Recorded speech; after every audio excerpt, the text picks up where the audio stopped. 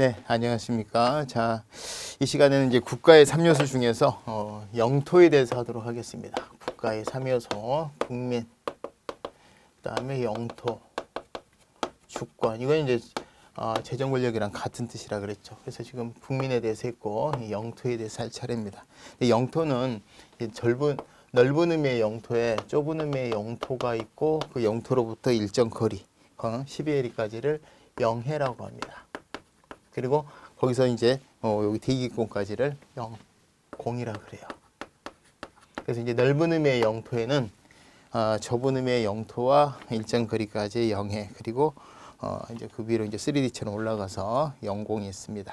그리고 이제 예를 들어서 영해를 벗어나서 그 어디에도 해당되지 않는 거 거기도 공해라 그러고요. 바다의 자를 써서 그다음에 대기권을 넘어가는 부분도 공간인데 거기도 공해라고 부릅니다. 그래서 이제 그 공해에 인공위성들이 떠다니는 것은 우리 영토 침범이 아닌 것이죠. 자, 그런데 이제 이 영토가 자꾸 이제 여기랑 헷갈리니까 여기를 영역으로 이렇게 부르는 분도 많아요. 그래서 넓은 의미의 영토가 영역의 개념이다. 그렇게 생각을 하시면 되겠습니다. 자, 그 다음에 우리가 이제 보통 12일에서 이제 그 다시 24일까지를 우리가 이제 뭔가 경제라든가 보건, 위생에 대해서 뭔가 우선권을 주장할 수 있는 그런 부분을 이제 접속 수역이라 그래요. 참고만 하고 계시면 되고 우리 헌법에서는 실제 시험에 출제될 일은 거의 없는 것 같습니다. 그 다음에 이제 그 영역의 6번째 동그라미 보시면 무해 통항권이라는 게 국제법상의 권리예요. 무해 통항권은 뭐냐면은 남의 영해라 하더라도 해를 끼치지 않고 무해라고 하는 것은 해가 없다는 뜻이에요. 그러니까 해를 끼치지 아니하고서는 지나갈 수 있다는 뜻이에요. 다만 바다 같은 경우에는 이제 해를 안 끼치고 지나갈 수가 있지만 우리가 우리 집에서도 위에서 내려다보는 것은 그 자체가 해로 보는 것 같습니다. 그래서 무해 영공에서는 무해 통항권이 없어요. 그래서 바다에만 무해 통항권이 인정되고 있습니다. 자, 그다음에 이제 우리가 영토가 변경되게 되면은 경우에 따라서 이제 큰 비가 내렸다. 그러면 이제 그 압록강이라든가 두만강 그 부분이 조금 바뀔 수는 있겠죠. 그다음에 이제 조약에 의해서 바뀔 수도 있겠고요. 다만 조약에 의해서 바꾸기 위해서는 보다 우리가 이제 헌법에서 한반도를 포함한 그 부속도서를 하고 있기 때문에 우리 헌법이 개정이 이루어져야 되겠죠. 자, 그다음에 만약에 우리가 지금 한반도로 되어 있기 때문에 이렇게 되어 있잖아요, 그죠? 그다음에 이렇게 여기서부터 일정 거리까지가 영해예요, 영해.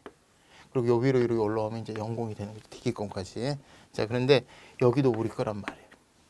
그래서 만약 중국이 북한을 침범했다, 그럼 우리 영토를 침략해 오는 것으로 우리가 이해를 해야 되는 것입니다. 그것도 참고해 두시면 될 것 같아요.